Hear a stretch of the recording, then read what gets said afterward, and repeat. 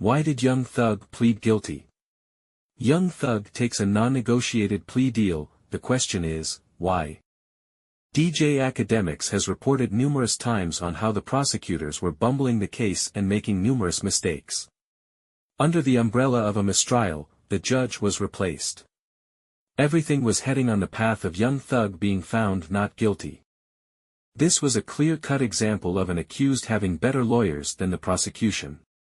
Let's take a look at the decision-making process of Young Thug and his counsel.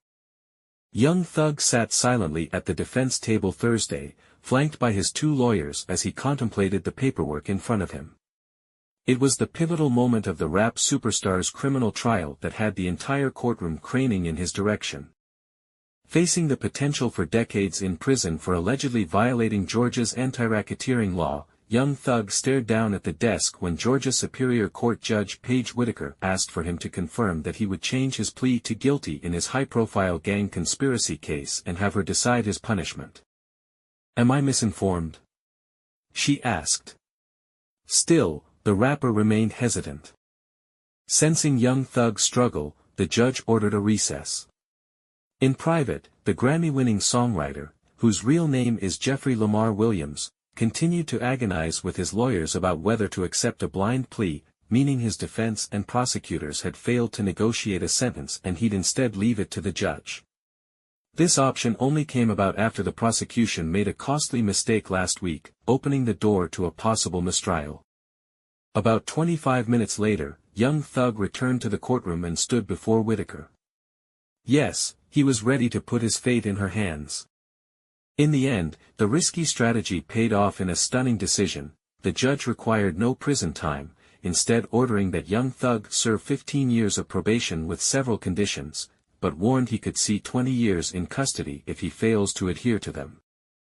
"I take full responsibility for my crimes and for my charges," Young Thug, 33, told Whitaker.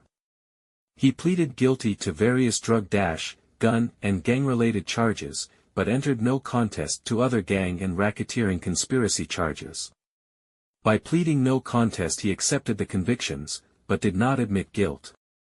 Keith Adams, one of Young Thug's lawyers, told NBC News on Friday that his client waffled about what to do because some of the musician's supporters wanted him to fight the charges until the end. His family wanted him to continue on. "But he's a grown man and he had the opportunity to analyze all of the options," Adams said, adding that it was not an easy decision. And there was the open question of what Whitaker might impose as the rapper's sentence. While the defense petitioned the judge for house arrest, the prosecution wanted 45 years, with 25 years to be served in prison and 20 on probation. "It was a consideration as to whether or not we could put our fate in the hands of the judge," Adams said. The Fulton County District Attorney's Office did not immediately respond to a request for comment. Its case against Young Thug and an initial slate of 26 co-defendants was launched under District Attorney Fani Willis, putting another spotlight on her office, which had come under scrutiny earlier this year over the stalled case against former President Donald Trump on state racketeering charges related to the 2020 election. Young Thug was accused of leading a street gang, Young Slime Life, or YSL, with members allegedly committing illegal and violent acts, including murder, armed robbery, drug dealing and carjacking. Prosecutors said YSL began in an Atlanta neighborhood in late 2012, with members affiliated with the National Bloods gang. Many of the co-defendants have been jailed since 2022, and while the trial began with jury selection in early 2023, proceedings were snarled after some of them took plea deals or chose to have their cases tried separately.